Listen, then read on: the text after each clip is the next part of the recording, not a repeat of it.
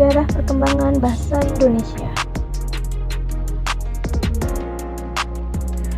Bahasa Indonesia adalah bahasa persatuan atau bahasa nasional yang digunakan oleh rakyat Indonesia. Tercatat, bahasa Indonesia telah menyatukan rakyat di 17.000 pulau, 350 suku, dan 750 bahasa daerah.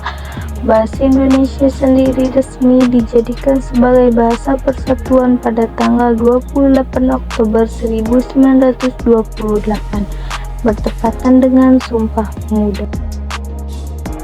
Lahirnya bahasa Indonesia bermula dari bahasa Melayu yang digunakan pada abad ke-7 di kawasan Asia Tenggara.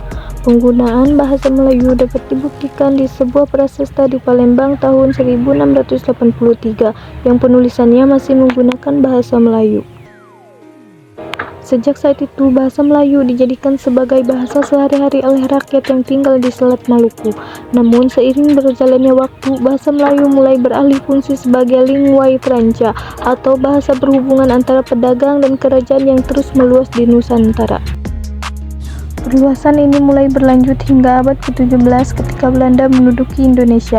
Memasuki abad ke-20, rakyat Indonesia merasa butuh sesuatu untuk mengikat mereka sebagai bangsa yang bersatu. Setelah itu, rakyat pribumi pun sepakat menjadikan bahasa Melayu sebagai bahasa pemersatu mereka. Lebih lanjut, bahasa Melayu pun distandarkan oleh rakyat tanah air, yang kemudian disebut sebagai bahasa Indonesia. Bahasa Indonesia kemudian resmi menjadi bahasa persatuan atau bahasa nasional pada tanggal 28 Oktober 1928, bertepatan dengan Sumpah Pemuda, sesuai usulan dari Sesuai usulan Muhammad Yamin dalam Kongres Sumpah Pemuda, beliau menyumbang Ikrar Sumpah Pemuda yang berbunyi, bahasa persatuan Indonesia adalah bahasa Indonesia. Bahasa Indonesia sebagai bahasa persatuan diartikan sebagai bahasa yang digunakan oleh rakyat Indonesia untuk berkomunikasi antar sesama.